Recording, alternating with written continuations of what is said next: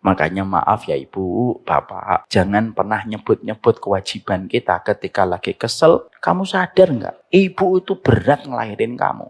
Itu kan kewajiban. Tidak usah disebut lagi. Kamu tahu nggak bapak ini kerja dari pagi, pulang malam itu untuk siapa? Itu kewajiban. Jadi sebelum nanti kita marah, sebelum kita melampiaskan emosi kita, ingat, dia tidak minta dilahirkan. Kita yang memohon kepada Allah. There's a pathway to peace if you want it. But the street is surrounded by thorns. Oh, you'll see and smell roses you think you like. They're only there so you stray from the course. Chance that I get when I'm feeling so lost. Praying for guidance and hoping He opens my heart. Loving the faith, filling up, but I know it'll fall. It isn't for long. But I got it, can't stop it, won't slow up, keep walking. We fall down real often. It's all good, keep folding, keep falling down. Yeah, every chance that I get when I'm standing so low, praying for guidance and hoping He opens my heart. Loving the faith, filling up, but I know it'll fall. Hope it isn't for long. Yeah. Said I've been trying to get it right, so I'm steady praying in the night, and I'm staying focused on the prize. All I'm thinking about is paradise. It's only Jannah, got my eyes on, cause peace is the only thing I want. And so I call out, oh Allah, Allahumma anta salam wa minka salam. It's only Jannah, got my eyes on, cause peace is the only thing I want. And so I call out, oh Allah, you are peace, my Lord. I'm on my knees for you, anything, and it's anywhere for you. All I need, oh Allah, won't you shower your peace upon me? On my knees, you got me begging it, anything, and it's anywhere for you. All I need is you, oh Allah.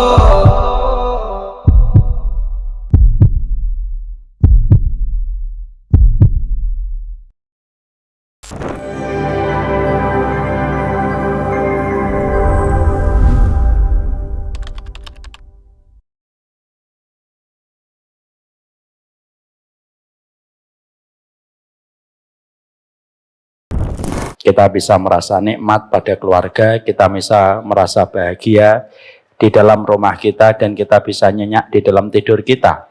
Yaitu adalah ketika kita dimaafkan dan diampuni dosa-dosanya oleh Allah. Makanya analoginya sederhana.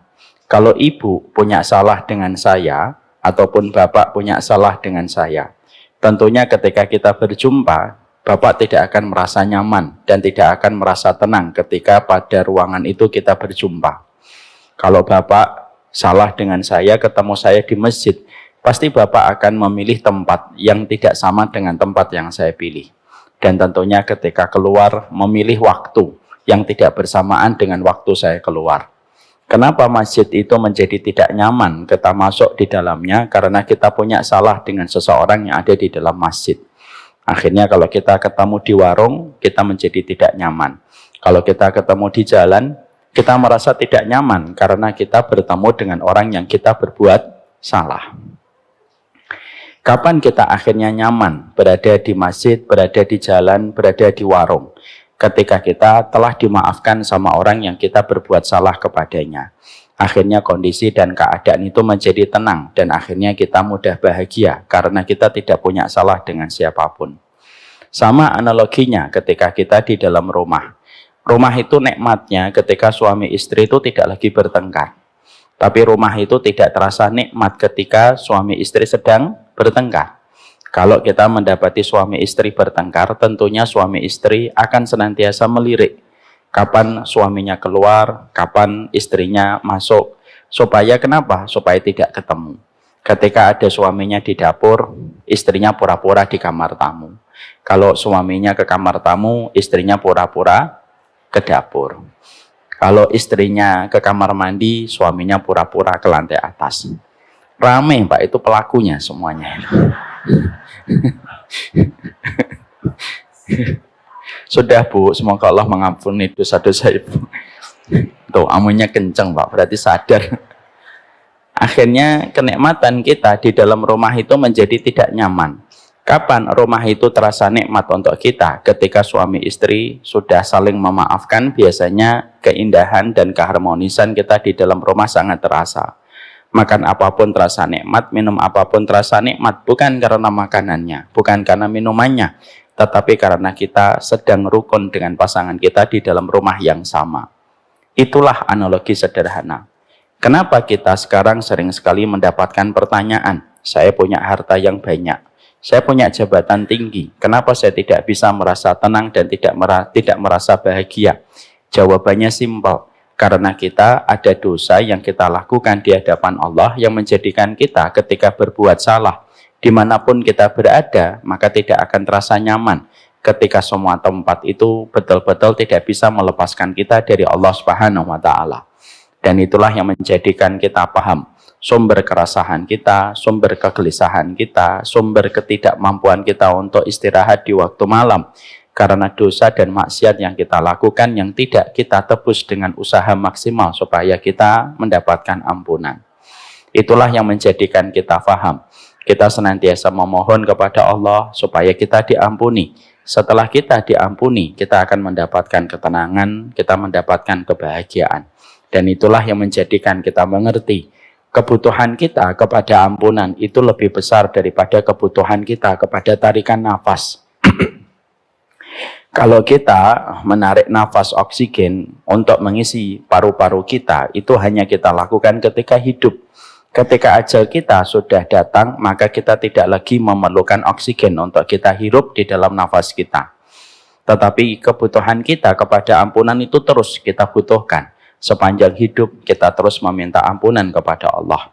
Dan ketika kita mati, orang yang menyolati kita tidak ada yang mereka doakan dan tidak ada yang mereka ucapkan, kecuali adalah memintakan ampunan kepada kita supaya kita diampuni dosa-dosanya oleh Allah. Makanya setelah seseorang melaksanakan sholat jenazah, pada takbir yang ketiga, doanya apa? Doanya adalah Allahumma firlahu warhamhu wa'afihi wa'fu anhu. Menunjukkan kepada kita sebesar itukah kebutuhan kita kepada ampunan, sampai ketika kita sudah mati sekalipun kita masih membutuhkan doanya orang beriman supaya mereka tulus mendoakan kita diampuni dosa-dosanya oleh Allah Subhanahu wa Ta'ala. Makanya tidak ada kalimat yang dijadikan bekal oleh Nabi Adam ketika Nabi Adam dikeluarkan dari surga, kecuali kalimat yang Allah titipkan kepada Nabi Adam adalah kalimat untuk meminta ampunan kepada Allah. Karena terjadi sebuah dialog antara Nabi Adam dengan Allah di dalam kitab-kitab tafsir para ulama salaf, bahwasanya ketika Nabi Adam makan buah yang diharamkan oleh Allah, Allah tidak langsung memvonis, tetapi Allah itu bertanya dulu kepada Nabi Adam, kenapa Adam kamu memakan buah yang diharamkan oleh Allah? Di situ ada jawaban yang disampaikan Nabi Adam, nanti dicek di dalam kitab tafsir, yang biasanya ibu dan bapak tidak pernah ngecek. Maka di dalam kitab tafsir itu ada sebuah perkataan dari Nabi Adam. Ma dhanantu anna ahadan yahlifu bika kadiban. Saya tidak pernah menduga ya Allah kalau ada seorang hambamu berdusta menggunakan namamu lalu mereka menipu kami. Karena saat itu yang berdusta kepada Nabi Adam yaitu adalah iblis ketika memperdaya Nabi Adam supaya memakan buah yang diharamkan oleh Allah. Ketika Nabi Adam merasa menyesal ketika harus dikeluarkan dari surga, maka pada saat itulah Nabi Adam sebelum diturunkan, Allah ajarin satu doa. Dan ini merupakan doa pertama kali yang diucapkan oleh manusia sebelum peradaban manusia itu dimulai. Apa doanya? Yaitu adalah doanya ketika Allah mengajarkan kepada Nabi Adam, Rabbana dolamna, Masya Allah, pintar-pintar semuanya. Rabbana dolamna anfusana wa ilam takfir lana wa tarhamna lanakunanna minal khasirin. Maka doa itulah yang dipegang Nabi Adam, bekalnya Nabi Adam turun ke dunia itu berbekal dengan doa yang diajarkan oleh Allah di dalam doa itu. Itulah yang dimaksud pada ayat di dalam surat Al-Baqarah. Fatalaqa Adamu min rabbihi kalimatin. Nabi Adam itu menerima kalimat dari Allah. Kalimatnya apa? Rabbana dzalamna anfusana wa illam taghfir lana wa tarhamna lanakunanna minal khasirin. Dan kalimat itu dipegang Nabi Adam, diinteraksi Nabi Adam dengan ketulusan, dan Allah memberikan kepada Nabi Adam apa? Fataba alaihi. Allah menerima taubatnya Nabi Adam. Itulah yang menjadikan kita sederhana. Kita ini pendosa, tapi pendosa yang terus meminta ampunan kepada Allah. Makanya kata Hasan Al-Basri rahimahullahu ta'ala, beliau mengatakan kepada kita, perbanyaklah kalian untuk meminta ampunan fi turuqatikum, di setiap jalan yang kalian lewati. Mintalah kalian ampunan kepada Allah di setiap kalian duduk, di setiap kalian berada di rumah. Karena kalian tidak pernah tahu waktu terbukanya pintu langit. Kalau pas istighfar kalian bertepatan dengan terbukanya pintu langit, pada saat itulah sebagian besar dari ampunan kalian akan peroleh. Dan itulah yang menjadi sumber ketenangan kita dalam kehidupan. Dan itulah yang menjadikan kita tenang ketika kita memasuki tua, Bu. Kenapa kita menjadi tenang ketika kita memasuki tua? Karena kita semakin membersihkan diri kita dan supaya kita tenang bertemu dengan pencipta kita. Ketika semua kesalahan itu kita bersihkan sebelum bertemu dengan pencipta kita. Biasanya kalau ada orang memiliki kesalahan lalu dia berusaha untuk memperbaiki kesalahannya, dia saya berjumpa dengan orang yang pernah dia berikan kesalahan. Tapi kalau ada orang dia tidak pernah memperbaiki hidupnya, lalu mendolimi orang, maka dia tidak akan siap ketemu dengan orang yang dia dolimi. Itulah manusia. Kadang-kadang kita ketika memasuki masa tua, gundukan tanah mulai membayangi kita. Ketika kabar kematian satu persatu datang kepada kita dari orang yang kita kenal, ataupun orang yang tidak kita kenal, terkadang membuat kita sudah mulai kepikiran dengan berbagai macam hal. Maka tidak ada obatnya kecuali adalah mendekat kepada Allah, meminta ampunan kepada Allah setiap waktunya, setiap saatnya. Karena Allah itu rahmatnya melampaui murkanya. Rahmatnya Allah itu melampaui amarahnya. Dan kita memohon supaya kita diberikan ampunan oleh Allah Subhanahu wa ta'ala. Kalau sekalinya Allah telah memberikan ampunan kepada kita, sumber ketenangan hidup dan sumber energi hidup akan kita peroleh. Kita nanti di Depok akan tenang, ketika di Bintaro akan tenang, ketika di Bekasi jauh lebih tenang. Karena kita sudah diampuni oleh Allah Subhanahu wa ta'ala. Jadi kalau ada yang berkata, kenapa saya sering gelisah? Kenapa saya sering merasa resah dan merasa tidak nyaman? Makan di restoran tidak nyaman. Punya rumah yang sudah besar pun tidak merasa nyaman, walaupun harta terus datang kepadaku. Karena kita berbuat kesalahan kepada Allah. Kalau kita berbuat kesalahan kepada Allah, tidak ada jengkal bumi manapun yang kita sembunyi di hadapan Allah. Kalau ibu dan bapak salah sama saya, misalkan ada di antara ibu dan bapak pernah menodai kehormatan saya, pasti bapak dan ibu akan bersembunyi ketika bertemu dengan saya. Saya datang ke warung mie, ibu akan datang ke warung bakso. Ketika saya datang ke warung bakso, ibu akan datang ke warung lele, supaya tidak ketemu. Tapi kalau kita tidak ada salah, semua tempat itu menjadikan kita tenang. Semoga kita dan ilmu yang kita pelajari menjadikan kita terus berupaya. Semakin kita baik, maka semakin kita memperbanyak ikhtiar kita supaya diampuni dosa-dosanya oleh Allah. Merasa kurang dalam takaran iman itu lebih mulia daripada kita merasa lebih di dalam takaran iman. Merasa kita pendosa itu lebih baik daripada kita merasa bertakwa. Karena merasa bertakwa, satu konsep yang tidak pernah dikenal para sahabat. Tapi ketika kita merasa berdosa, itu satu konsep yang dilakukan oleh para nabi dan dilakukan orang-orang solih terdahulu. Makanya ibu dan bapak harus paham, tawasul para nabi itu tidak pernah mereka menggunakan tawasul amal soleh mereka.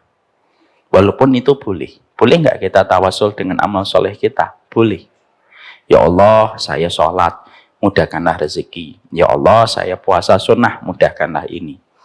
Tetapi uniknya para nabi dan para rasul itu tidak pernah tawasul dengan amal soleh. Para nabi itu selalu bertawasul dengan kerendahan hati mereka dan perasaan ketika mereka berdosa. Ya, sebagaimana kita mendapati Nabi Yunus, tawasulnya tidak mengatakan, saya nabi ya Allah ampuni saya. Enggak. Tapi tawasulnya Nabi Yunus adalah la ilaha illa anta subhanaka inni kuntu minadh dhalimin. Itulah yang dikatakan oleh salah satu ulama besar, Syekh Umar Al-Muqbil hafizahullahu ta'ala. Tawasul yang terbaik itu tawasul ketika kita selalu senantiasa merasa berdosa. Kalau kita sudah selalu merasa berdosa, kita kenceng di dalam minta ampunan. Kita kenceng di dalam kita mengintrospeksi, kita akan membutakan mata kita akan menutup mata kita untuk melihat kesalahan orang. Disebabkan karena kita sibuk melihat kepada kesalahan diri kita sendiri. Makanya maaf ya, tidak boleh ada kesombongan di balik ibadah. Karena itulah perkara yang menjadikan kita enggan meminta ampunan kepada Allah Subhanahu wa Ta'ala. Saya tutup mukadimah ini dengan sebuah kata-kata yang membuat kita merenung. Muawiyah dengan sahabat Ali, mereka pernah bertikai. Sahabat Muawiyah dengan sahabat Ali pernah bertikai. Dan sampai terlibat peperangan. Walaupun kita sebagai muslim Ahlussunnah wal Jamaah tetap harus meyakini sahabat Muawiyah itu tetap mendapatkan 1 pahala dan sahabat Ali mendapatkan 2 pahala.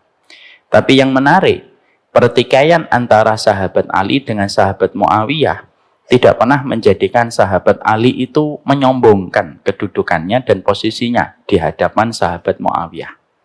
Ali tidak pernah mengatakan kepada sahabat Muawiyah, kamu tahu nggak, kamu perang sama saya itu siapa? Saya itu menantu Nabi, istri saya penduduk syurga, mertua saya pemimpin syurga, 2 anak saya penghulu, anak-anak muda di syurga. Kalimat itu tidak pernah disampaikan oleh Ali kepada sahabat Muawiyah. Menunjukkan kepada kita, semakin tinggi keimanan, semakin merasa dia berada pada kehinaan di hadapan Allah Subhanahu wa Ta'ala. Itulah perkara yang paling berat. Kalau merasa mulia banyak, tapi merasa kita berdosa itu jarang. Tapi itulah posisi yang paling dicintai oleh Allah.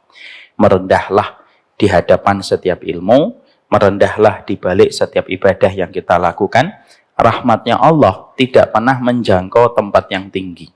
Rahmatnya Allah tidak pernah menjangkau hati dan jiwa yang melangit. Tetapi rahmat Allah itu berkumpul di tempat yang rendah, di balik hati-hati yang tidak merasa sombong, di balik ilmu dan di balik ibadah dan kehidupan yang dia jalani. Air hujan tidak berkumpul di tempat yang tinggi. Air hujan itu selalu mencari tempat yang paling rendah. Semoga kita memiliki hati yang rendah dengan kita senantiasa memohon ampunan kepada Allah Subhanahu wa Ta'ala.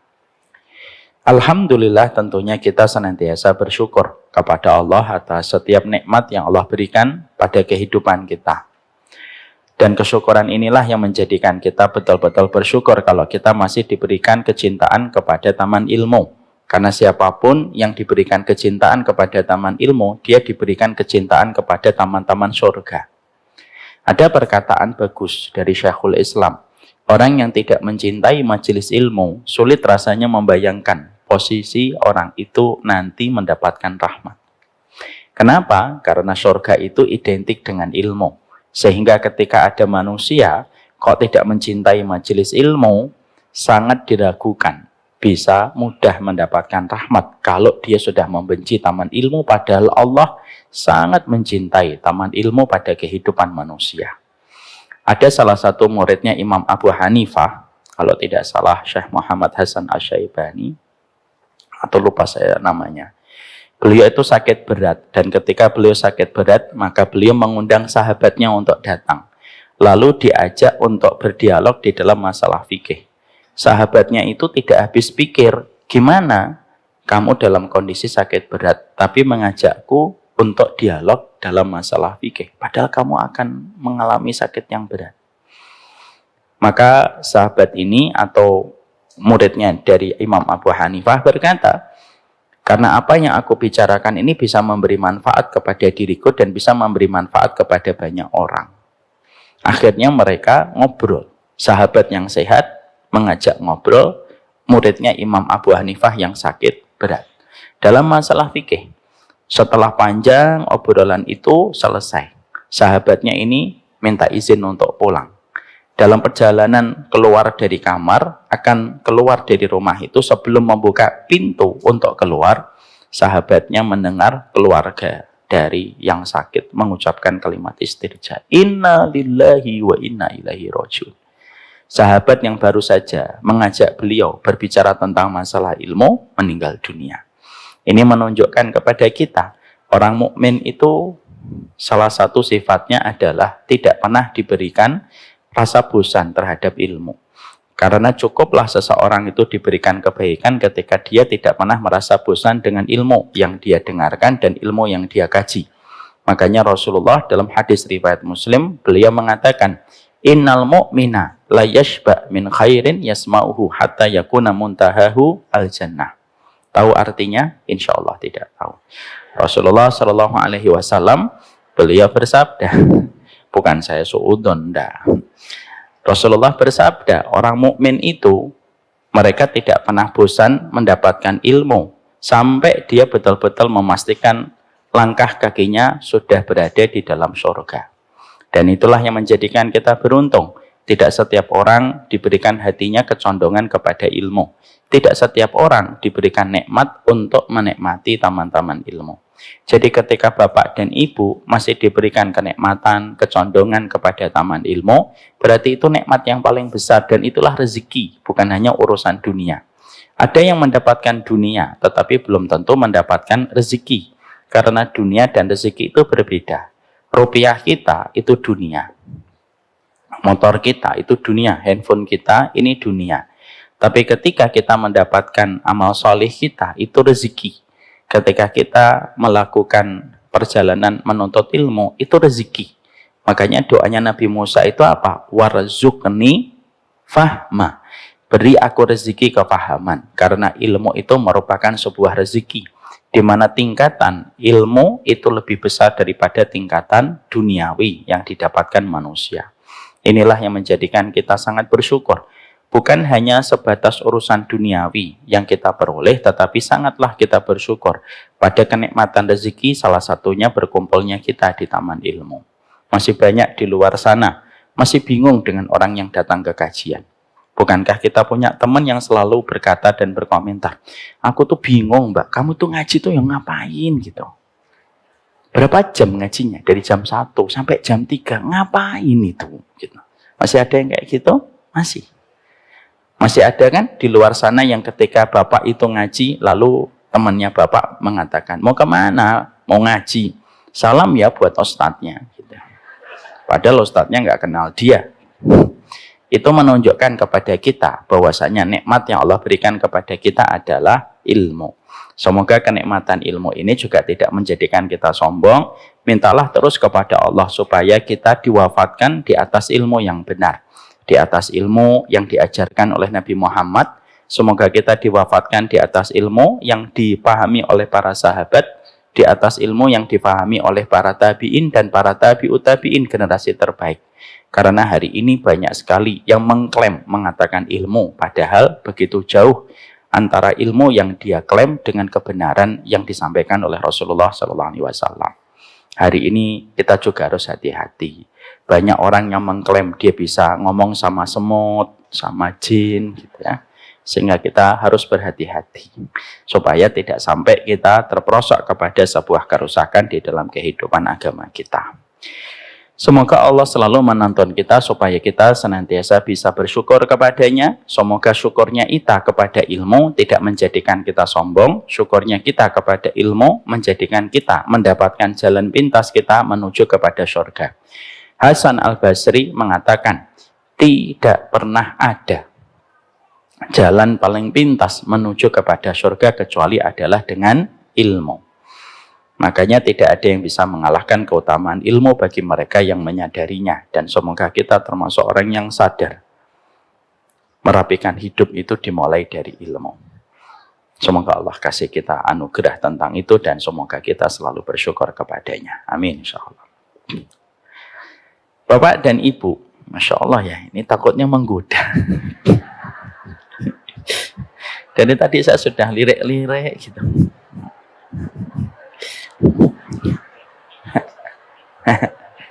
Saya mau minum lagi ngisi kajian gitu. Kalau nggak minum tampaknya seger banget itu, Masya Allah. Tapi saya pastikan ke Bapak dan Ibu, insya Allah ini seger banget. Tapi maaf ya, itu untuk saya. Semoga Ibu dan Bapak mendapatkan ganti yang lebih baik. Aminnya yang ikhlas. Mari kita mulai kajian kita. Kita akan menyampaikan materi yang menjadi sebuah perenungan untuk kita. Karena pada dasarnya sebagian besar yang berkumpul di sini mendapatkan materi dan pada dasarnya yang berkumpul di sini memiliki posisi yang sama dengan kita semuanya, bahwasanya kita menjadi orang tua. Dan hari ini kita akan membahas tentang sebuah tema, kajiannya tematik. Dan saya sudah menyampaikan pada pertemuan yang lalu, bahwasanya khusus untuk 2 pekan ini kita menyampaikan sebuah materi tematik. Karena apa? Sebagai bagian dari tasliyah, refreshing dari perjalanan kita membahas materi tadkirah, at-tadkirah, yang memang perjalanan kitab itu sangatlah panjang untuk menghindari kepenatan dan menghindari kebosanan. Para ulama itu memberikan kepada kita petunjuk. Kalau kamu sedang mengkaji kitab yang panjang, tidak selesai-selesai, boleh sesekali kita berpindah kepada kitab-kitab yang lebih kecil, tema-tema yang lain, supaya menghindari kepenatan. Karena apa? Manusia itu terkadang cepat bosan. Ya, makanya kenapa khutbah Jumat itu terasa cepat dan memang disunahkan untuk cepat. Karena memang manusia itu cepat bosan. Makanya kalau ada orang khutbah Jumat sudah 40 menit, biasanya banyak jamaah batuk-batuk. Ya. Karena dia sedang memberikan isyarat kepada khatibnya. Cepatlah, warung Padang sudah melambai-lambai ini. Dan akhirnya itulah sunnahnya. Makanya kita juga harus paham dari kaidah itu, Ibu dan Bapak. Kalau kita memberikan nasihat kepada orang, jangan terus-menerus. Karena itu akan memberikan kebosanan. Jadi kalau kita menasihati anak, Ibu jangan ngirimin terus-menerus. Setiap harinya DM anaknya 43 kali. Ya. Sehingga anaknya itu setiap malam harus menghabiskan setiap reels yang dikirimkan sama ibunya. Jangan. Ibu juga gitu. Kalau sedang menasihati suami itu ya jangan terlalu bersemangat banget. Sampai akhirnya apa? Inbox DM dari suaminya itu ya penuh dari istrinya. Tips menjadi suami yang baik, sabar sama istri. Untukmu wahai suami gitu ya. Maka sesungguhnya ketika kita memberikan ilmu itu tidak boleh terlalu lama dan tidak boleh terlalu sering untuk menghindari kebosanan. Sama pula para ulama itu mengatakan dalam perjalanan kitab yang panjang terkadang kita penat. Makanya kita boleh memberikan materi tasliyah dan refreshing. Tapi walaupun ini tasliyah dan refreshing, tapi insya Allah materinya sangat kita butuhkan. Bismillahirrahmanirrahim. Ibu dan Bapak yang semoga Allah rahmati. Tentunya kita paham sekali bahwasanya kehidupan kita dan anak kita itu merupakan bagian dari sebuah kenikmatan kita di dalam kehidupan kita. Ketika kita menjadi orang tua, tidak ada yang paling nikmat kecuali kita melihat celoteh anak kita.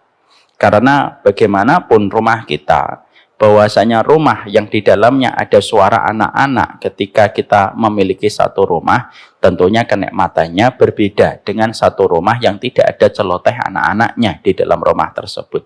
Maaf ya, kalau ada di antara Bapak dan Ibu sedang diberikan takdir belum mendapatkan keturunan, sabar. Tidaklah seorang bapak dan tidaklah seorang ibu yang bersabar menanti keturunan, kecuali balasannya adalah syurga. Karena pintu surga itu ada 8. Dan salah satu nama pintu surga itu apa? Pintu ridho. Untuk siapa pintu ridho itu?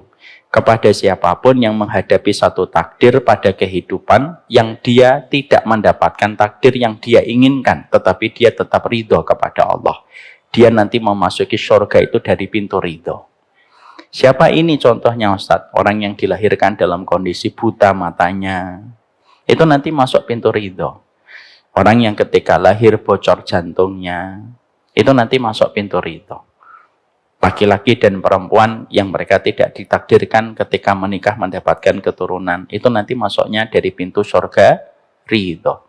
Karena pintu surga 8, pintu sholat, pintu puasa, pintu sedekah, pintu jihad, pintu aiman. Pintu aiman itu siapa Ustadz? Pintu 70.000 orang yang masuk surga tanpa hisab. Terus yang ke-6 pintu ridho. Yang ke-7 pintu taubat. Yang ke-8 pintu memaafkan. Maka pintu ridho itu kepada siapapun yang mereka diuji dengan anak dan tidak mendapatkan keturunan. Siapa di antara orang yang ada pada kehidupan yang tidak mendapatkan anak tetapi mendapatkan langsung dengan surga? Asiyah binti Muzahim tidak memiliki keturunan. Makanya beliau mengangkat Nabi Musa menjadi anak angkatnya dan dinamakan dengan nama Musa. Musa itu sesuatu yang hanyut. Sesuatu yang hanyut itu namanya Musa. Jadi nanti kalau bapak lagi di pinggir sungai, ada botol terhanyut, itu namanya Musa. Sesuatu yang terhanyut. Ya. Siapa lagi orang yang tidak mendapatkan keturunan, tetapi mereka termasuk penduduk surga yang hidup di dunia, yaitu adalah Aisyah binti Abi Bakar. Aisyah binti Abi Bakar itu termasuk wanita yang tidak mendapatkan keturunan, tetapi beliau termasuk salah satu penghuni surga karena seluruh istri-istrinya Nabi Shallallahu Alaihi Wasallam menjadi istrinya Nabi Muhammad dalam kehidupan kelak di surga. Kita bicara lagi, maka disitulah kita memahami betul bahwasanya kehidupan kita ketika kita mendapatkan anak-anak kita, maka sesungguhnya ketika mendapatkan anak ini bukan hanya sekedar urusan biologis. Tapi sesungguhnya ketika kita mendapatkan anak, ada sebuah konsekuensi, ada sebuah kewajiban, dan tentunya ada sebuah komitmen yang harus kita penuhi. Supaya betul-betul anak-anak itu dan kita selaku orang tuanya, kita masuk pada lingkaran yang diridhoi oleh Allah. Karena berapa banyak orang tua mendapatkan keturunan. Ataupun ketika mereka mendapatkan anak, mereka terlimpar dari lingkaran yang diridhoi oleh Allah disebabkan berbagai macam komitmen dan kewajiban yang tidak terselesaikan dengan baik. Orang tua yang baik itu bukan orang tua yang tidak punya salah, bukan. Orang tua yang baik itu orang tua yang terus menyadari dia memiliki banyak kekurangan, dia banyak belajar, lalu dia banyak untuk mengevaluasi apa yang harus dilakukan. Karena kita juga harus memahami bahasanya Umar bin Khattab radhiyallahu anhu.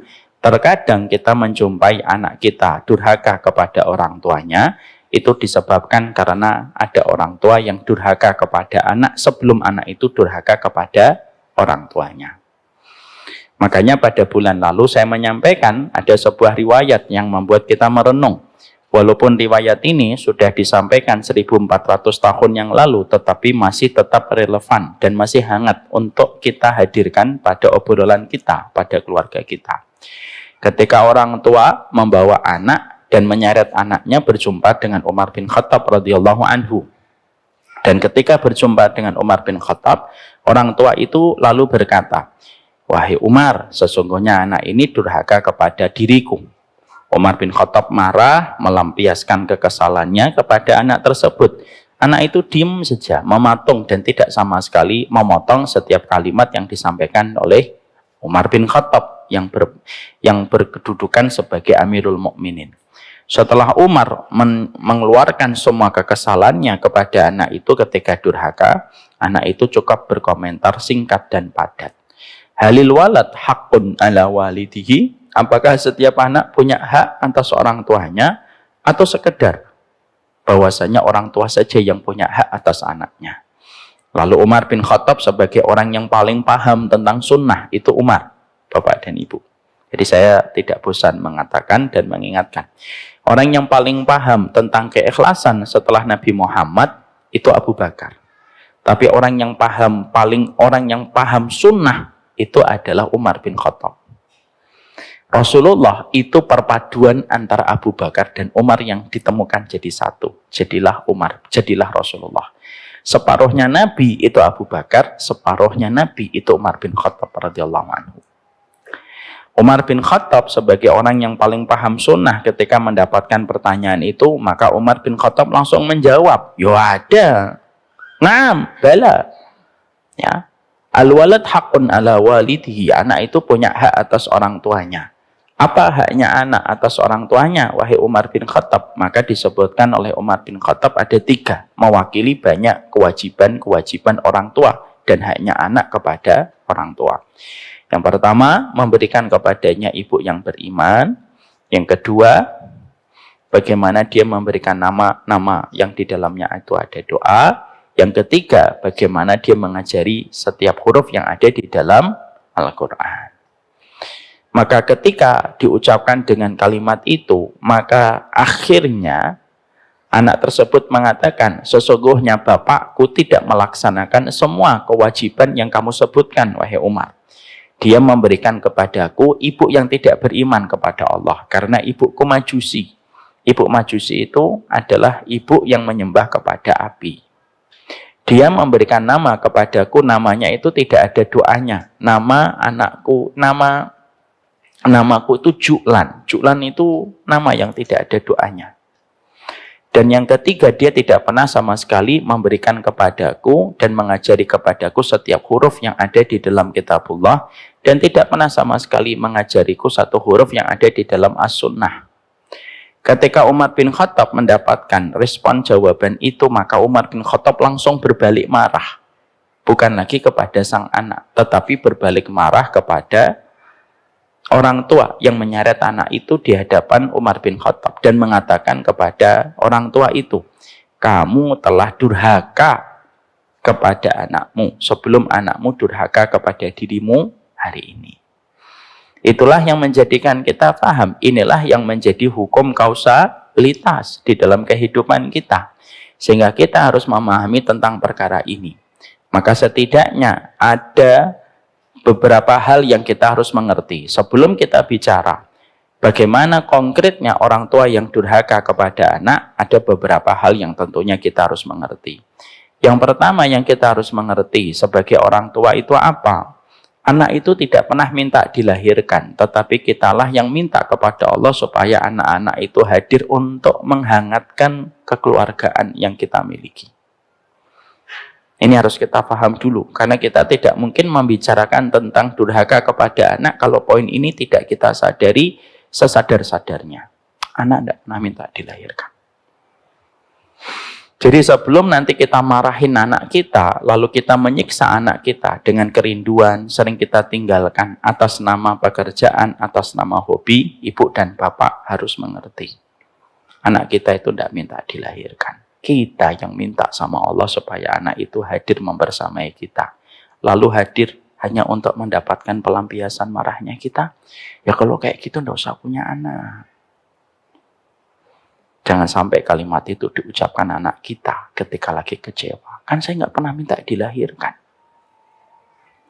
Makanya maaf ya ibu, bapak. Jangan pernah nyebut-nyebut kewajiban kita ketika lagi kesel, terpancing. Menyebutkan apa yang menjadi kewajiban kita di depan anak yang hanya menjadikan anak hatinya bertambah jauh dari kita. Nggak usah nyebut. Kamu sadar nggak? Ibu itu berat ngelahirin kamu. Itu kan kewajiban. Tidak usah disebut lagi. Kamu tahu nggak bapak ini kerja dari pagi, pulang malam itu untuk siapa? Itu kewajiban. Dan biasanya kalau kita sudah menyebut-nyebut hal yang semacam itu, hati anak kita tidak bertambah dekat, tetapi hati anak kita justru bertambah jauh. Hati-hati itu. Ya. Jadi sebelum nanti kita marah, sebelum kita melampiaskan emosi kita, ingat, dia tidak minta dilahirkan.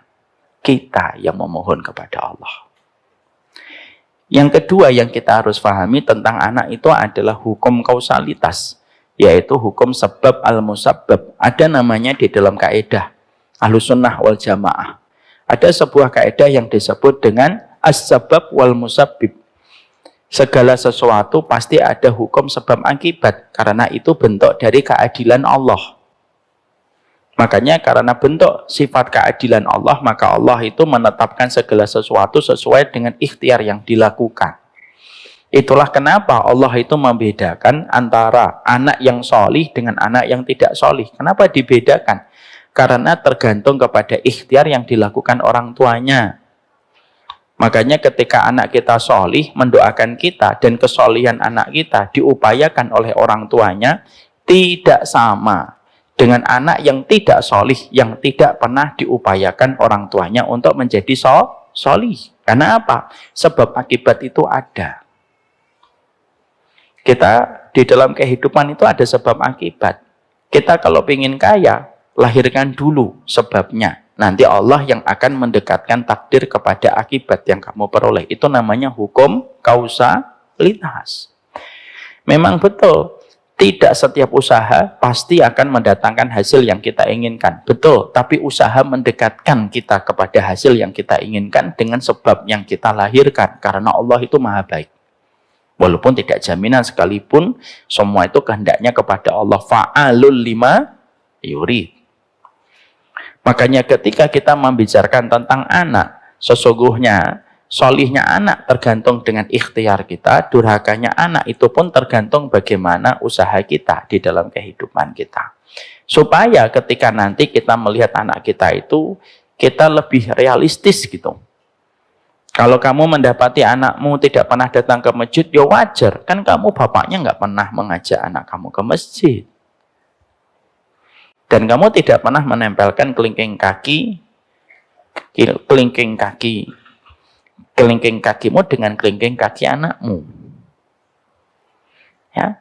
Karena apa? Hukum kausalitas itu ditetapkan oleh Allah di dalam kehidupan. Supaya apa? Supaya kita tidak menjadi orang yang sifatnya itu manipulatif. Kita pingin anak kita solih, tapi kita lupa bahwasanya ikhtiar itu datang dari diri kita dulu. Sebelum kita pingin mendapatkan apa yang kita lihat dari anak kita. Itu namanya manipulatif. Ya.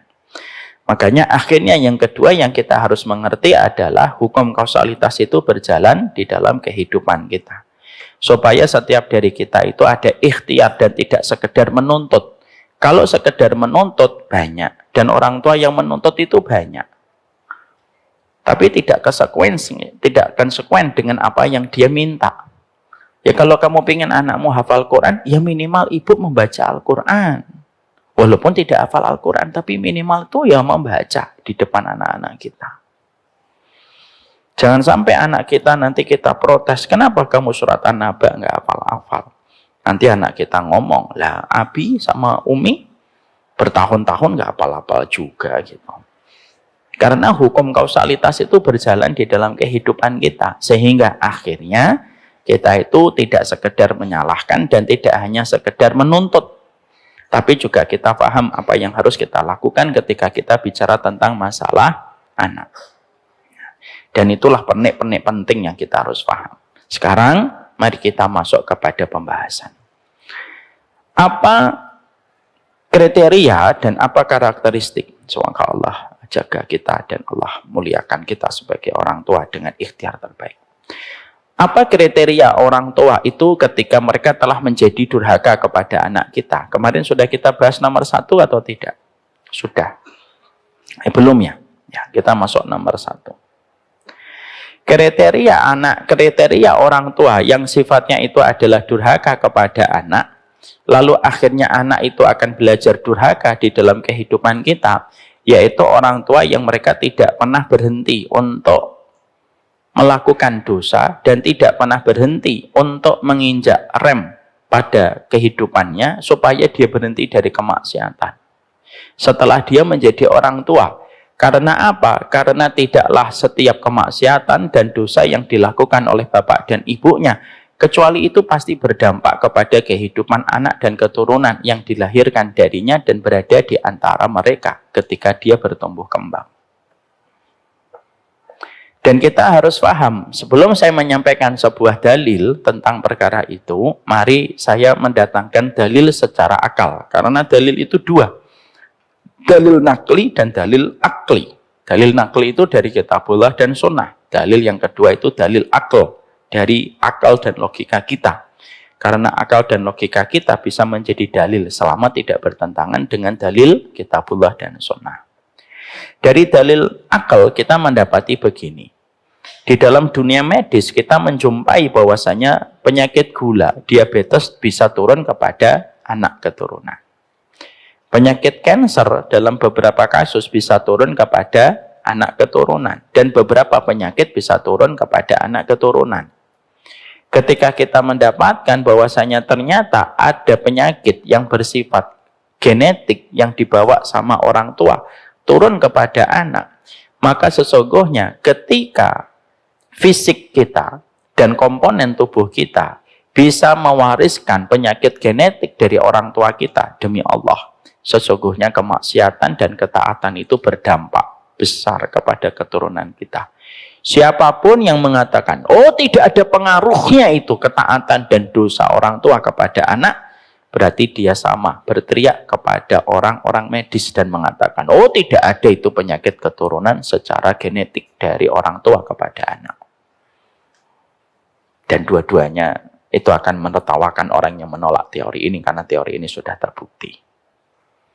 Itulah yang menjadikan kita akhirnya paham bahwasanya dua waktu prime time untuk menarik tuas rem supaya kita tidak banyak melakukan dosa dan supaya kita betul-betul merenung panjang sebelum melakukan kemaksiatan. Maka ada dua waktu di mana dua waktu ini bapak dan ibu kalau akan melakukan dosa itu mikirnya panjang. Karena berdampak bukan hanya kepada diri kita, tapi berdampak dengan orang yang kita cintai. Dua waktu itu kapan, Ustaz? Yang pertama, kalau bapak dan ibumu sudah kamu masukkan ke liang lahat, sudah, makan ribanya sudah. Membuka auratnya sudah. Gibahin orang sudah, jangan diteruskan. Kenapa Ustadz? Karena ketika kamu selaku anaknya setelah memasukkan bapak dan ibumu ke perut bumi dan dunia tidak lagi sama setelah kita memasukkan orang tua kita ke perut bumi, setelah itu kamu tetap memakan riba, setelah itu kamu tetap membuka aurat, setelah itu tetap kamu dingin terhadap ilmu dan tidak ada ketaatan. Lalu kamu terus memakan dan melakukan sebuah dosa dan kemaksiatan, efeknya apa? Efeknya itu orang tuamu yang ada di dalam kubur terhenti mendapatkan doa. Kenapa? Anak yang bermaksiat itu sangat mempengaruhi doa yang dia panjatkan. Ya Allah, ampuni bapak ibu saya. Tapi setelah itu dia minum riba. Minum dari hasil riba. Ya Allah, ampuni bapak dan ibu saya. Setelah itu dia berzina. Terus piye? Kalau kata orang Jawa itu mantap. Ketemu perang perkoro, kamu bisa minta ampunan padahal kamu baru saja bermaksiat. Ya. Kalau ada bapak-bapak, ibu dan bapaknya meninggal dunia, masih menerima uang di bawah meja, hati-hati. Orang tua kita terancam tidak mendapatkan doa dari anak yang masih bermaksiat, terutama maksiat dosa-dosa besar. Karena apa? Kita tidak akan disebut solih, karena kriteria kesolihan itu apa? Mampu berkomitmen meninggalkan dosa besar. Itu baru disebut solih. Solih itu bukan berarti tidak punya salah, bukan. Secara sederhana Pak, Ibu saya sampaikan. Kriteria solih itu apa sih Ustaz? Setidaknya dua. Ketika kebaikanmu lebih dominan daripada kejahatanmu. Nah itu solih. Yang kedua, ketika kamu sudah menceraikan dosa-dosa besar pada jalur hidupmu. Dan dosa-dosa besar itu disampaikan Imam Az-Zahabi di dalam kitabnya Al-Kabair, galaksi dosa-dosa besar apa saja. Kalau ada di waktu ini sudah. Makanya kadang saya itu sedih.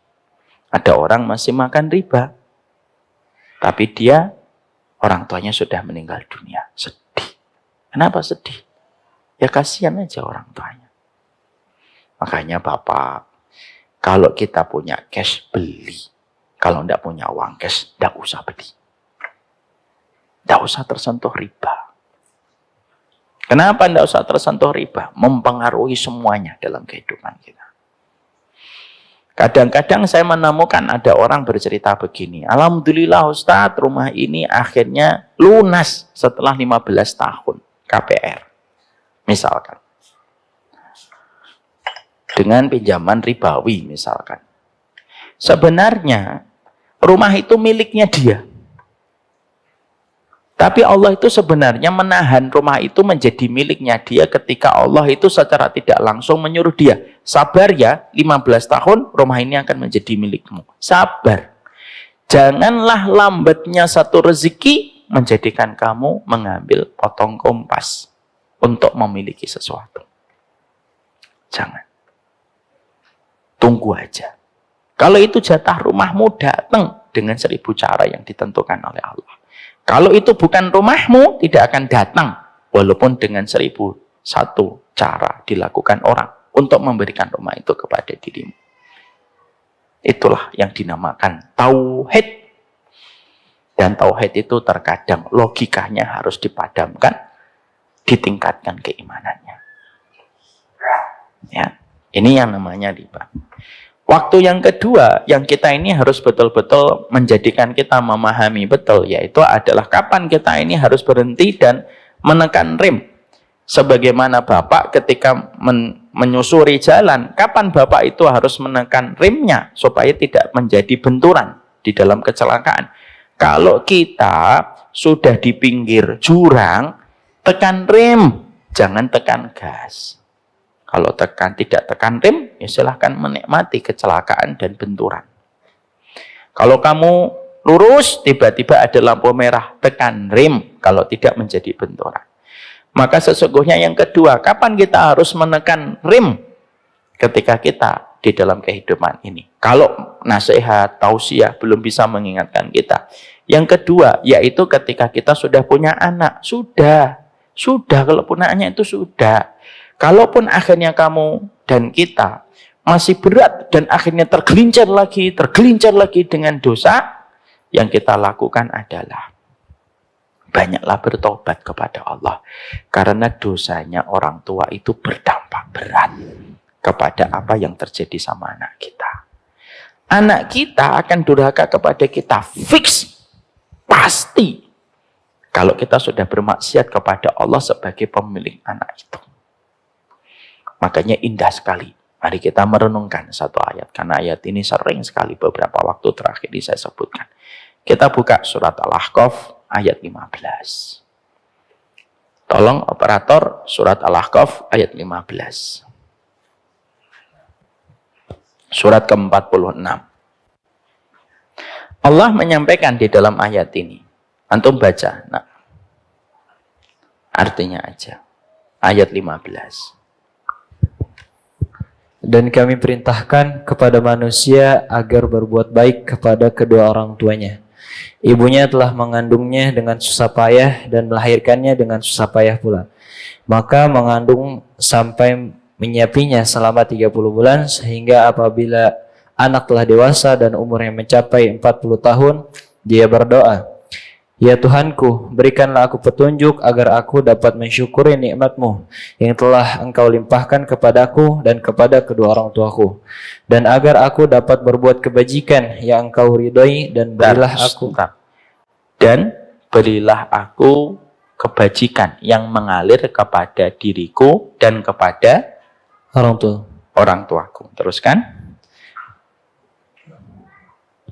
Dan berilah aku kebaikan yang akan mengalir sampai kepada anak cucuku sehingga aku bertobat. Dan berilah kebaikan yang akan mengalir kepada anak cucuku. Berarti fokusnya apa? Meminta kebaikan kepada anak.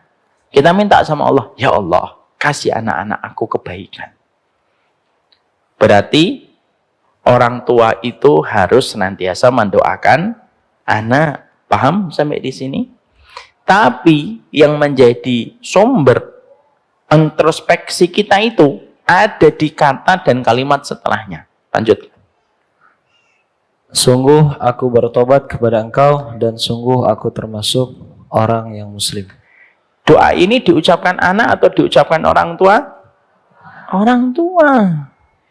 Dan kalimat setelah kita wa aslih li fi dzurriyyati, berikanlah kebaikan ya Allah yang akan mengalir kepada anak cucuku. Tetapi pemilihan kata dan kalimat setelahnya membuat kita merenung. Kalimat setelahnya apa? Saya sedekah? Bukan. Saya sholat? Bukan. Umrah? Enggak. Ngaji? Enggak. Kalimat setelahnya diajarkan langsung oleh Allah. Inni tubtu. Saya tobat. Kalimat setelahnya apa? Wa inni minal muslimin. Kalau sudah tobat, ada dua kemungkinan. Anakmu dikasih oleh Allah kebaikan. Atau yang kedua, anakmu tidak dikasih oleh Allah kebaikan karena akibat dan pengaruh dari dosamu dulu.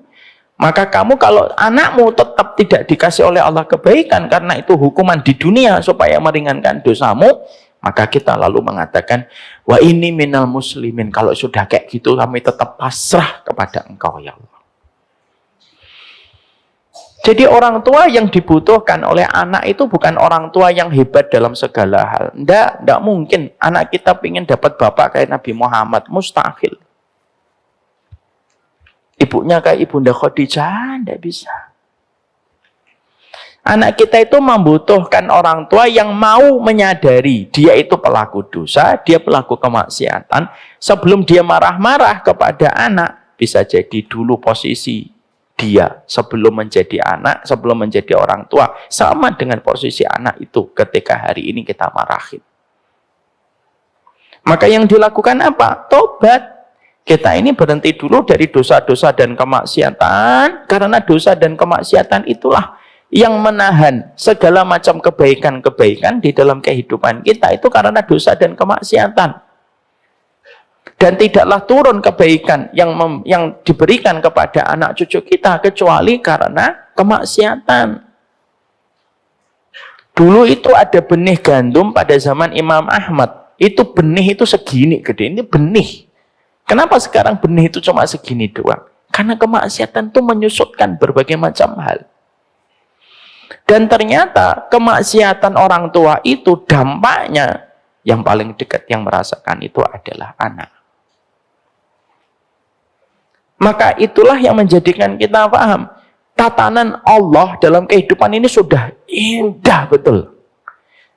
Gimana tatanan dari Allah? Kamu ketika lahir, sampai kamu balik, nggak dicatat dosanya. Indah atau tidak indah? Indah. Sebelum 12 tahun kita semua dosa kita nggak dicatat sama Allah. Tapi kebaikan kita dicatat. Dari 12 tahun sampai 20 tahun, atau sampai 22 tahun, atau 25 tahun, kita sudah menikah. Lalu kita sudah mulai tanggung jawab. Supaya kita tahu arah tujuan kita itu kemana.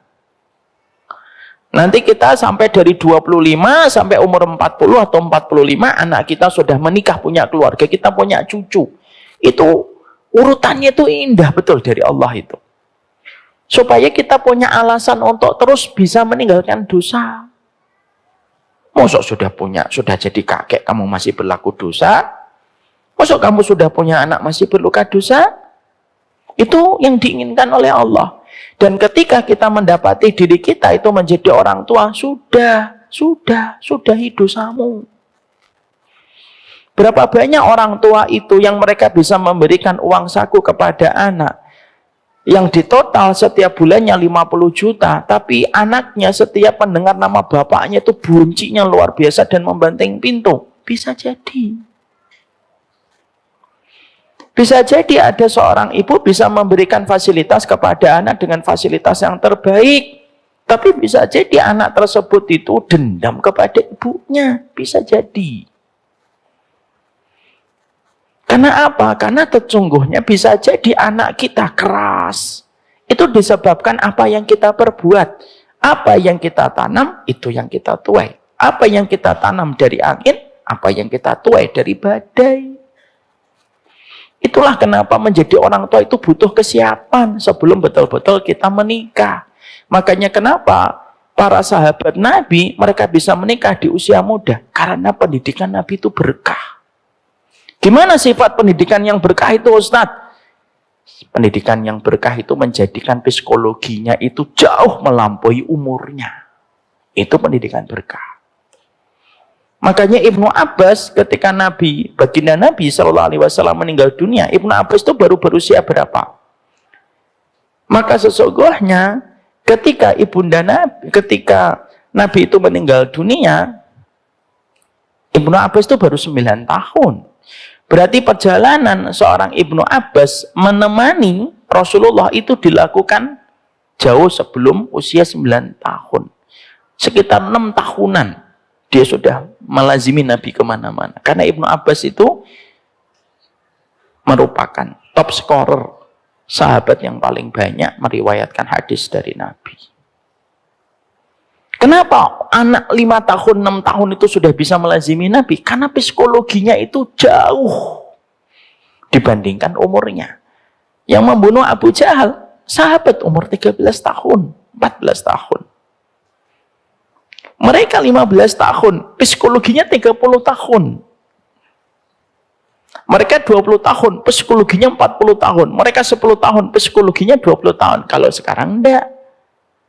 25, psikologinya 15. 20 tahun, psikologinya 16. Joget-joget. 30 tahun, masih suka ngegame, mundur lagi ke belakang. Akhirnya apa yang terjadi? Ketidaksiapan di dalam pernikahan itu akhirnya menjadikan seseorang mudah melakukan maksiat. Dan kemaksiatan itulah yang menjadikan anak-anak kita tertahan. Pintu-pintu kebaikan di pintu langit itu tidak bisa turun ke bumi. Kenapa? Ya karena kemaksiatan orang tuanya. Jadi kalau dibedah-bedah gitu, anak itu kalau ngerti ilmu ini, nah ini anak bisa ngomong. Saya gini tuh jangan-jangan Abi dulu. Moga-moga anak kita nggak denger lah gitu. Tapi kita yang mengevaluasi. Makanya akhirnya menjadikan seseorang itu memahami kalimat yang tadi kita baca di dalam surat Al-Ahqaf ayat yang ke-15. Ini tuh betul. Ini kunci pertama. Karena tidaklah seorang bapak dan seorang ibu yang tidak bertobat dari dosa dan kemaksiatannya, demi Allah ya, orang tua yang tidak bertobat dari dosanya, dia telah melakukan kedurhakaan kepada anak.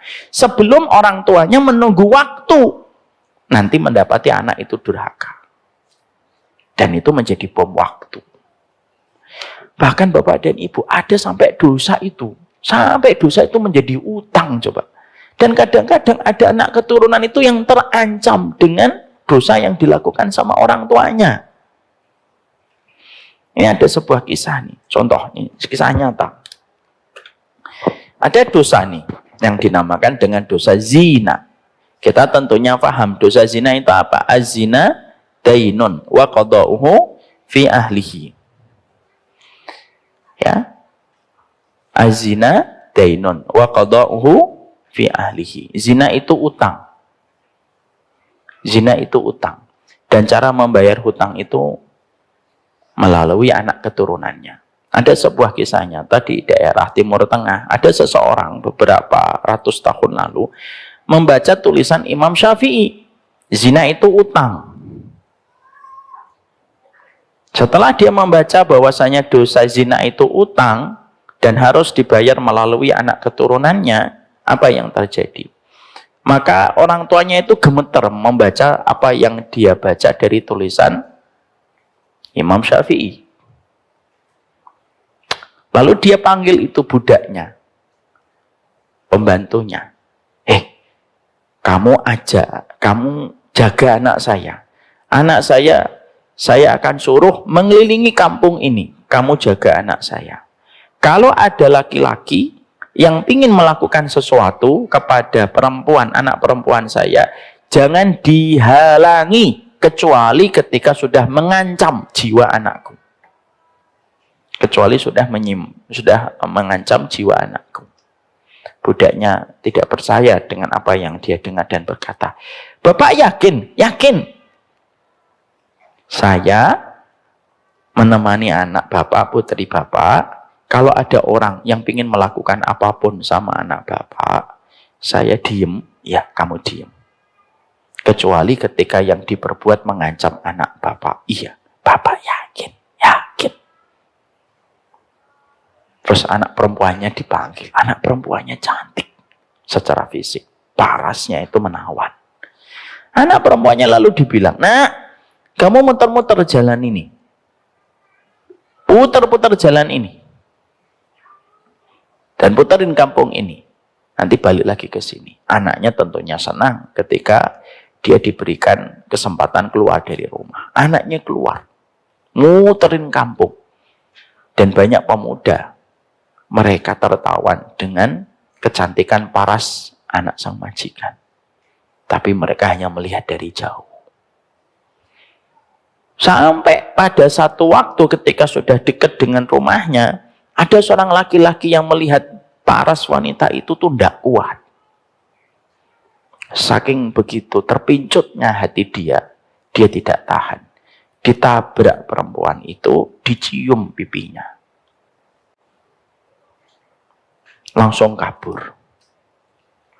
Maka budak yang menemaninya ingin mengejar laki-laki itu, tapi teringat pesan dari sang majikan. Tidak usah diapa-apakan, kecuali mengancam nyawa. Dibiarkan. Pulang perempuan tersebut. Sampai di rumah perempuan itu, lalu sang majikan nanya sama budaknya, "Apa yang terjadi ketika anakku keliling kampung ini?" Gak terjadi apa-apa, tapi semua orang terpesona dengan kecantikan putrimu. Kecuali ketika sudah dekat, tiba-tiba ada seorang laki-laki menabrak putrimu dan menciumnya. Karena aku teringat pesanmu, aku tidak mengejar laki-laki itu dan aku biarkan. Bapak dan Ibu tahu apa pertanyaan dari sang majikan? Sang majikan nanya, "Yang dicium sebelah mana?" Lalu sang budak menjawab, "Pipi." "Yang mana?" "Sebelah kanan." Lalu dia kabur. Lalu akhirnya sang majikan itu bertahmid dan bertakbir. Lalu sang majikan itu berkata, "Hari ini aku sudah membayar hutang. Karena aku ketika dulu menjadi pemuda, aku menjaga kehormatan dan kesucian diriku. Tapi aku pernah terpincut dengan seorang perempuan yang cantik sekali. Dan aku tidak kuat melihat parasnya wanita itu. Aku tabrak wanita itu, aku cium. Dan aku cium pipinya sebelah kanan." Paham kisah nyata ini? Di sini kita mendapati bahwasanya kaitan antara dosa dengan anak itu kaitannya erat. Makanya ketika seseorang itu ingin untuk melihat dan meneropong serta menerawang jauh ke depan tentang bagaimana kehidupan anaknya, lihat aja perbuatan bapak dan ibunya itu bagaimana. Ya kalau kita akhirnya tidak pernah membangunkan anak, sholat juga tidak pernah mengajak ke tempat taklim, ya mungkin itulah yang nanti kita akan lihat kehidupan anak kita. Tidak usah nunggu 15 tahun lagi. Sudah kelihatan dari apa yang kita perbuat hari ini. Makanya kalimat dari Allah itu indah. Wa aslih li fi dzurriyyati, dan kalimat setelahnya ini tubtu. Berarti setiap orang tua yang betul-betul bertaubat itu menjadi modal terbesar kebaikan anak-anak kita dan keturunan kita untuk bisa memiliki bekal mendapatkan kebaikan dari Allah. Bisa jadi anak kita tidak mendapatkan bekal dalam perjalanan masa mendatang yang dia lalui. Gagalnya dia mendapatkan bekal kebaikan itu kenapa? Yuk karena kita tidak pernah berhenti untuk melakukan masalah dosa dan melakukan maksiat. Anak kita itu perlu bekal, Bapak dan Ibu. Bekalnya anak itu harus datang dari Allah. Dan bekal itu dimulai dari setiap orang tua, dari setiap bapak, dari setiap ibu yang betul-betul dia berusaha memperbaiki, menjaga kesolehan mereka, menambah ketaatan mereka, lalu melakukan tirakat yang terbaik di dalam usaha dia. Maka ketika mereka itu bertaubat dan menyadari kesalahannya, Allah akan memperbaiki kualitas keturunannya. Ini yang paling berat ketika menjadi orang tua. Makanya akhirnya kita mendapatkan bagaimana dulu para ulama itu kalau mereka sudah memiliki keturunan, maka mereka itu menekan tombol-tombol mati setiap perkara-perkara yang mereka lakukan ketika mereka sadar perkara itu tidak mendatangkan keridhaan dari Allah. Dari orang tua yang bermasalah mewariskan anak yang bermasalah. Dari orang tua yang berada pada lingkaran maksiat akan mendekatkan anak kepada lingkaran-lingkaran kemaksiatan. Kalaulah kita saja, kalau kita saja yang melakukan ketaatan, istri kita melakukan taat, belum jaminan mutu bahwasanya anak kita juga akan taat karena masih banyak faktor-faktor yang lainnya. Loh, apalagi ketika kita tidak lagi melakukan ketaatan. Makanya berhenti dari dosa itu sebuah harga mati ketika menjadi orang tua. Makanya kalau punya anak perempuan contohnya, sudahlah. Jangan zina, jangan mendekati zina. Kasihan anak kita. Ditahan, dikunci pintu-pintu langit dari kebaikan. Karena apa? Orang tuanya melakukan dosa. Makanya tidak salah kalau Imam Syafi'i sampai menambahkan dan menebalkan kembali apa yang ditulis sama Imam Syafi'i. Apa itu? Kalau ada pelaku zina tidak bertaubat dari zinanya, maka sesungguhnya ketika pelaku itu tidak bertobat dari zinanya, maka laknat itu akan terus menemani pelaku zina itu. Bahkan tikus yang ada di dalam rumah tersebut akan mendapatkan akses dari laknat tersebut hanya ketika pelaku zina tidak bertobat. Itu kan yang mengerikan. Dan itu yang menjadikan kita harus mengerti. Taubatnya orang tua itu harga mati. Ya. Dia menjadi sebuah konsekuensi yang tidak pernah lepas di dalam kehidupan setiap orang tua. Makanya ketika kita melihat apa yang terjadi sama anak kita, Allah menyuruh kita muhasabah. Allah menyuruh kita untuk memeriksa apa yang telah kita perbuat dan apa yang telah kita lakukan. Sampai akhirnya anak kita mendapatkan hasil dari apa yang telah kita kerjakan. Ini yang pertama. Paham sampai di sini Bapak dan Ibu? Yang kedua, kapan orang tua itu menjadi durhaka? Yang kedua, yaitu ketika kita menjadi orang tua yang sering sekali tidak memperlihatkan komitmen kita untuk harmonis dan rukun bersama dengan pasangan kita. Ketidakharmonisan antara suami dan istri ketika menjadi bapak dan ibu, lalu melahirkan pertengkaran demi pertengkaran, pertikaian demi pertikaian, yang terus dilihat dan diakses oleh anaknya setiap waktunya. Maka itu yang akan menimbulkan anak itu tidak tenang jiwanya, tidak tenang pikirannya. Ketika anak itu tidak tenang pikirannya, ketika tidak tenang jiwanya, karena terlalu banyak melihat halilintar, gemuruh dari setiap permusuhan dan pertikaian dari orang tuanya, anak itu akhirnya belajar untuk mencela bapak dan ibunya dan tidak mau memberikan kewajiban kepada bapak dan ibunya. Kenapa? Karena dia tidak mendapatkan haknya sebagai anak. Apa itu? Ketenangan di dalam rumah. Mari kita coba belajar dan membedah surat Al-Furqan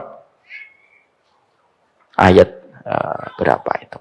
74. Dan orang-orang yang berkata, Tuhan kami anugerahkan kepada kami pasangan kami dan keturunan kami sebagai penyenang hati kami, dan jadikanlah kami pemimpin bagi orang-orang yang bertakwa. Mari kita membaca doanya sama-sama. Rabbana Rabbana hablana hablana min azwajina min azwajina wa dzurriyyatina wa dzurriyyatina qurrata a'yun waj'alna lil muttaqina imama. Ibu dan bapak. Di situ disebutkan kata azwajina dulu atau dzurriyyatina dulu? Azwajina. Kalau disebutkan kata azwajina dulu sebelum kata dzurriyyatina, arti azwajina itu apa? Pasangan. Dzurriyyatina itu apa? Keturunan. Peletakan arti pasangan diletakkan setelahnya itu kata azwajina. Para ulama itu mengingatkan kepada kita. Apa yang diingatkan oleh para ulama? Susah membayangkan anak kita qurrata ayun kalau orang tuanya tidak pernah saling qurrata ayun. Makanya bapak dan ibu tahu apa adabnya kita kalau kita sedang mengalami perselisihan, termasuk adab di dalam kita berselisih di dalam urusan rumah tangga. Jangan pernah cerita kepada anak. Itu di dalam sunnah begitu. Bapak lagi kecewa dengan istri, gak usah cerita sama anak. Ibu lagi kecewa sama bapak, karena 3 hari tidak pulang tanpa kabar, jangan cerita sama anak. Diam.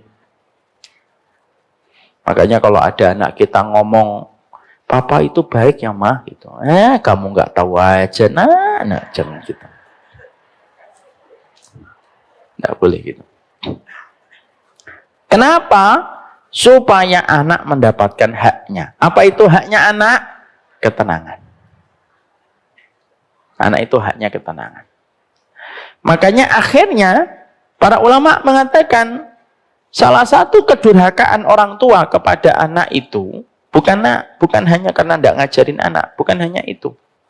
Tapi salah satu kedurhakaannya orang tua kepada anak itu apa? Ketika orang tua terus berselisih, terus bertengkar, lalu di dalam rumahnya itu betul-betul halilintar dan kilat yang menyambar yang dirasakan oleh anak setiap waktunya. Bahkan terkadang ketika dia keluar dari rumah jauh lebih tenang daripada dia di dalam rumah, maka perselisihan dan pertikaian orang tua itu menjadi sebab durhakanya anak pada kehidupannya. Karena apa? Maaf ya Bapak dan Ibu. Ketika lagi bertengkar suami istri, ada hati yang sedih selain hati kita, yaitu hati anak kita. Ada yang tersakiti, tapi bukan hanya hati kita dan pasangan kita. Ada hati anak kita yang tersakiti.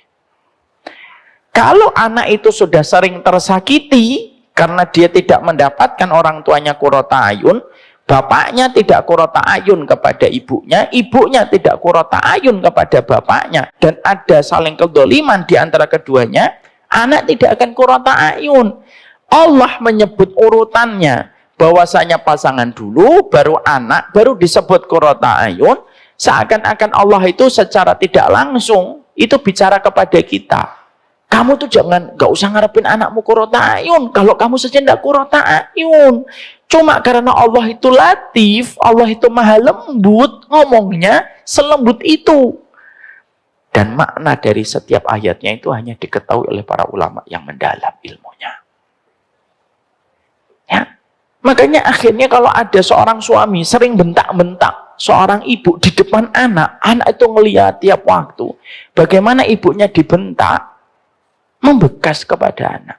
Dan ketika ada seorang anak sering menjumpai bapaknya itu direndahkan oleh istrinya, oleh ibunya dia, itu juga membekas kepada anak.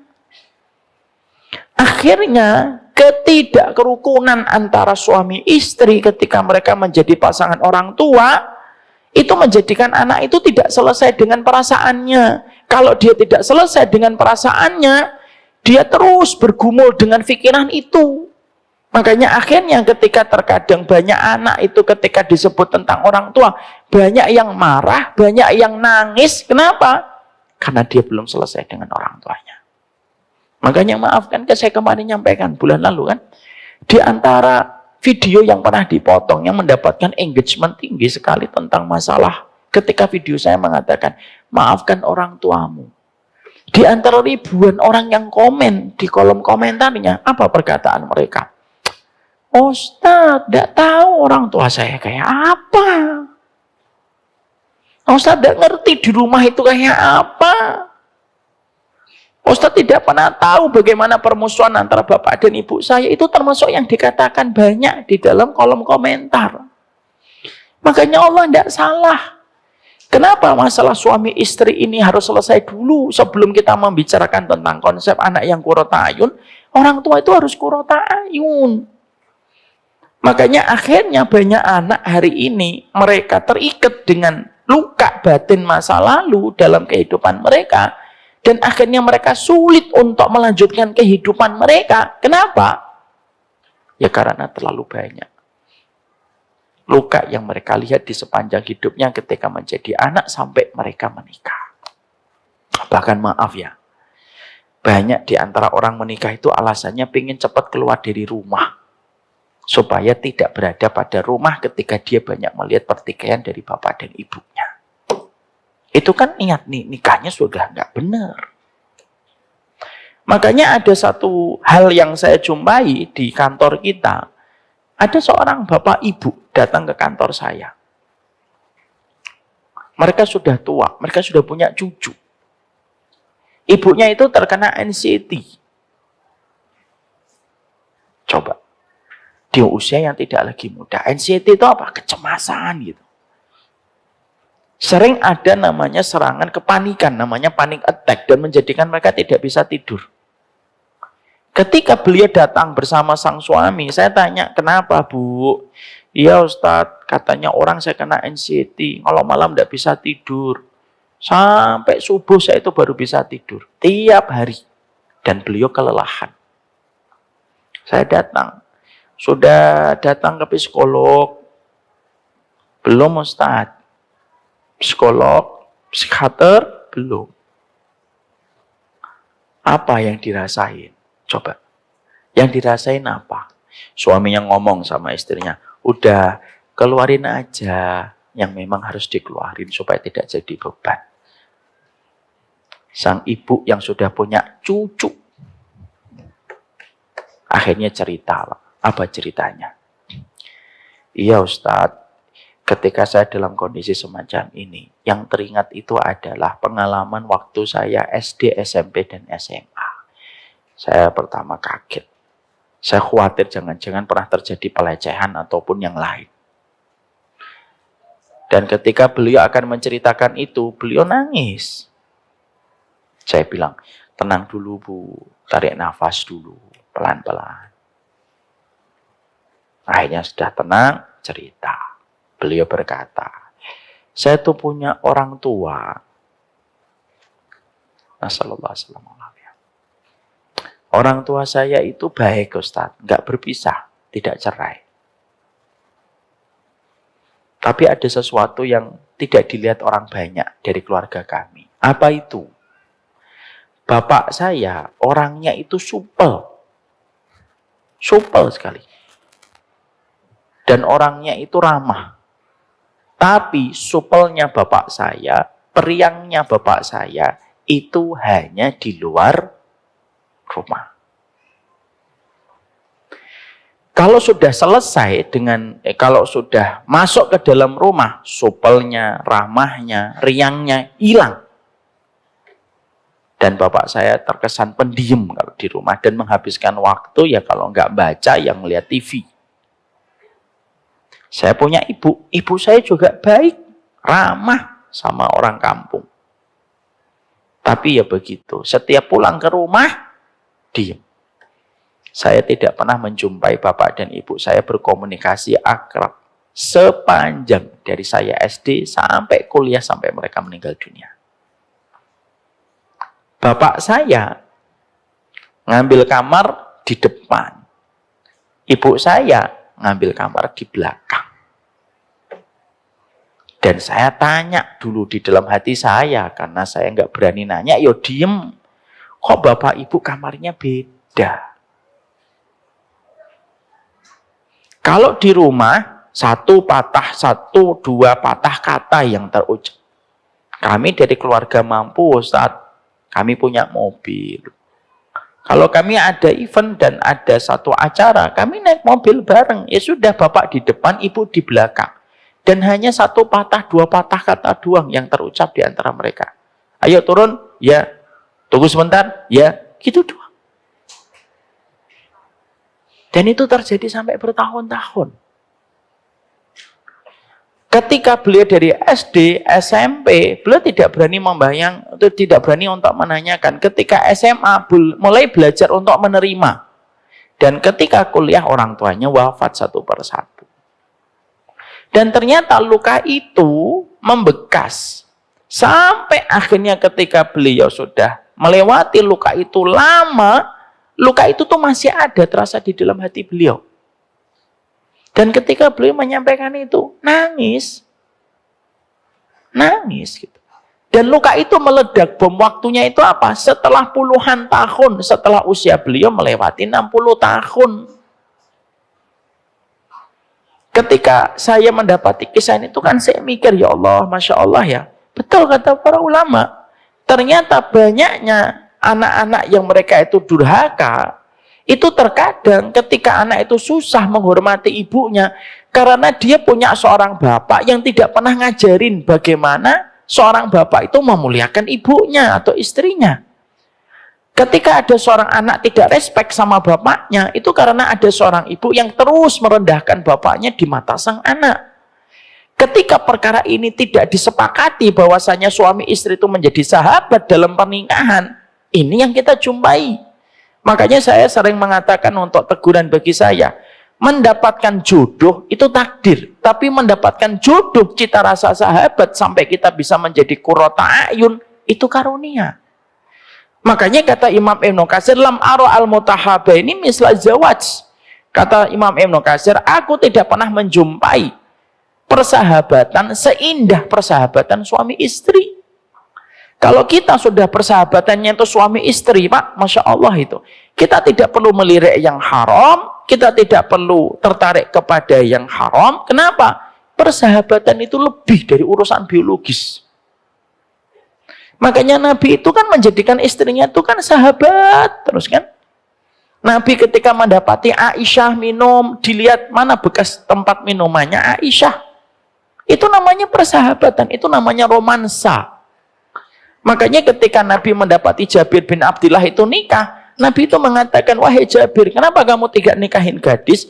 Hatta tulaibaka wa tulaibaha. Supaya kamu bisa bersendau gurau sama istrimu, dan istrimu bisa bersendau gurau sama dirimu. Jadi yang namanya nikah itu dikonsepkan Nabi dalam riwayat Jabir bin Abdillah itu apa? Nikah itu adalah sendau gurau antara suami istri. Makanya Bapak dan Ibu, ketika Bapak dan Ibu lagi bercanda, perhatikan di dalam rumah kita, ada mata anak-anak kita itu yang berpijar, teduh dia matanya, melihat ketika orang tuanya itu lagi bercanda. Tapi di balik orang tua yang mereka itu bertengkar, ada kesedihan yang dirasakan oleh anak, dan bisa jadi anak itu merasakan lebih lama daripada yang dirasakan oleh orang tuanya. Makanya seminimal mungkin kalau kita bertengkar itu tidak perlu kita perlihatkan kepada mereka dan tidak perlu di hadapan mereka. Kenapa? Durhakanya antara kita dengan pasangan kita, maka itu yang menjadikan anak kita itu susah untuk merasakan arti bahagia. Makanya dalam kisah nyata, saya tutup poin yang kedua. Ada seorang perempuan datang kepada syekh, kepada ulama besar. Lalu wanita ini berkata, Syekh, saya itu punya 2 anak. Yang anak pertama itu betul-betul menguras energi kita ketika kami mendidiknya. Anak ini nakal yang pertama. Anak yang kedua kami itu Masya Allah nurut sekali. Lalu syekhnya itu berkata, ketika ditanya, kenapa kok bisa berbeda Syekh? Gitu. Syekhnya lalu bertanya, boleh aku bertanya pertanyaan kepada dirimu? Boleh. Lalu syekhnya mengatakan, bagaimana kedudukan ibu di hati suami dan suami di dalam kehidupan ibu ketika punya anak pertama dan yang kedua? Mengalir sebuah jawaban. Syekh, ketika kami baru nikah, kami sering berantem tiap waktu. Karena kami baru menikah awal. Kami belum tersentuh dengan ilmu. Pertengkaran itu terjadi dan menghiasi pernikahan kami 5 tahun pertama. Itulah kondisi dan latar belakang keadaan ketika kami punya anak pertama. Terus syekhnya nanya, gimana keadaan ibu ketika punya anak yang kedua? Ketika punya anak yang kedua kami sudah mulai ngaji, sudah mulai tersentuh dengan taklim, akhirnya kami mulai memperbaiki diri dan kami sudah saling memberikan keridhaan setelah kami mulai banyak memperbaiki diri kami. Kata syekhnya, kedudukan ibu di hati suami dan suami di hati ibu, itulah yang mempengaruhi kualitas anak-anak yang kalian miliki. Itu jawaban syekhnya. Makanya saya kan sering berkata mengingatkan diri saya, jadi laki-laki itu gampang ngasih ridho kepada istrinya. Makanya kalau bapak lagi mendapatkan suaminya, istrinya hamil, gampang-gampanglah ngasih ridho kepada istrinya. Kenapa? Kalau istri kita ridhoi, pada saat dia mengandung, kandungannya itu dikandung sama wanita yang diridhoi oleh Allah ketika dia diridhoi sama suami. Dan ibu ketika ibu dalam kondisi mengandung, anggaplah yang paling penting ketika kita lagi mengandung, tidak ada yang paling kita inginkan kecuali ridhonya seorang suami. Kalau dua ini dipegang selalu, insya Allah, anak itu akan mendapatkan qurrata ayun. Dan arti qurrata ayun akan menjadikan anak kita menjadi qurrata ayun. Makanya yang kedua, kata para ulama, kadang-kadang ada orang tua durhaka kepada anaknya itu dalam bentuk apa? Ketika orang tuanya sering tidak memberi qurrata ayun di dalam kehidupan mereka sampai berdampak tidak qurrata ayunnya anak-anak kita di dalam kehidupan mereka. Banyaklah istighfar, banyaklah minta maaf sama anak. Kalau kita menjadi orang tua pernah bertengkar di depan anak kita, mintalah maaf. Walaupun memori anak kita tidak akan bisa dihapus selama-lamanya atas pertengkaran yang pernah dia lihat, setidaknya kita meringankan bebannya bahwasanya kita sudah memperbaiki diri ketika kita sudah saling mengikhtiarkan harmonisasi di dalam hubungan antara kita dan pasangan kita. Saya tuh enggak tahu ya, klop atau enggak ya. Saya tuh kalau lagi bercanda sama istri saya, karena anak-anak saya itu tidak punya handphone. Kadang-kadang ada anak-anak saya itu, saya jadi paham. Oh betul memang kata Allah. Anak-anak saya itu kalau lagi ngelihat saya dan istri saya lagi bercanda. Ada anak saya itu kadang pernah gitu. Pinjam handphone dong Bi gitu. Ya udah saya pinjemin handphone. Lalu saya ngobrol bercanda sama istri. Ternyata anak saya itu cuma fotoin aja. Cekrek. Setelah itu dikembalikan. Setelah itu saya buka foto itu galeri. Loh kok ada foto saya sama Bibu lagi bercanda. Saya lagi giniin dia. Gitu. Istri saya lagi giniin saya. Gitu. Nggak. Canda. Tapi di situ saya sadar. Oh, memang firman-Nya Allah itu tepat semuanya. Cuma terkadang kita yang tidak mengikat makna dan menghadirkannya dalam kehidupan. Maka yang kedua, disitulah kita harus mengerti. Makanya Pak, kesolihan kita menjadi seorang laki-laki itu apa? Memuliakan istri kita. Kesolihan wanita di dalam rumah tangga itu apa? Memberikan hormat dan takzim terbaiknya kepada seorang suami. Itu yang kedua. Yang ketiga, yang keempat, yang kelima. Kapan-kapan kita bahas insya Allah. Dan insya Allah sudah ada kajiannya, nanti akan diturunkan di YouTube. Untuk nomor 3, 4, 5 insya Allah bisa diakses di sosial media. Tapi setidaknya saya menyampaikan ini merupakan sebuah materi yang sifatnya menjadi sebuah perenungan kita. Supaya kita tidak hanya menuntut, tetapi kita harus mengerti tentang komitmen dan kewajiban kita. Allahu a'lam bishawab, ini yang dapat saya sampaikan. Saya anggap ini materi selesai tentang durhaka kepada anak. Insya Allah bulan depan, bahkan kedua, kita akan mulai kembali dengan kajian kitab At-Tadhkirah. Kita cukupkan kajian kita pada kesempatan hari ini. Semoga Allah pantaskan kita menjadi orang tua yang qurrata a'yun. Dan semoga kita mau berbesar hati meminta maaf dan keridhaan dari anak-anak kita atas kesalahan kita sebagai orang tuanya. Wassallallahu ala nabiyina Muhammad walhamdulillahirabbil alamin. There's a pathway to peace if you want it. But the street is surrounded by thorns. Oh, you'll see and smell roses you think you like. They're only there so you stray from the course. Chance that I get when I'm spending so long, praying for guidance and hoping He opens my heart. Loving the faith, filling up, but I know it'll fall. It isn't for long, but I got it. Can't stop it, won't slow up. Keep walking, we fall down real often. It's all good, keep folding, keep falling down. Yeah, every chance that I get when I stand in some love, praying for guidance and hoping He opens my heart. Loving the faith, filling up, but I know it'll fall. Hope it isn't for long. Yeah. Said I've been trying to get it right, so I'm steady praying in the night, and I'm staying focused on the prize. All I'm thinking about is paradise. It's only Jannah, got my eyes on, cause peace is the only thing I want. And so I call out, oh Allah, Allahumma anta salam wa minka salam. It's only Jannah, got my eyes on, cause peace is the only thing I want. And so I call out, oh Allah, you are peace, my Lord. On my knees, I'm on my knees for you.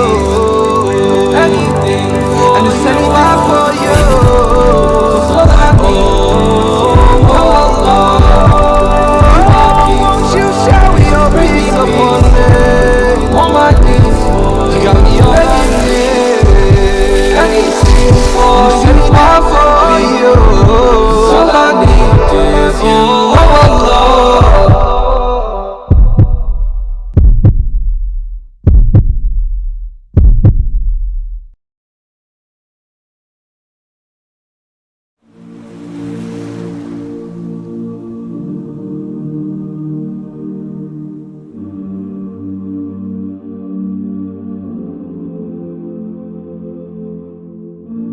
I've been holding for so long,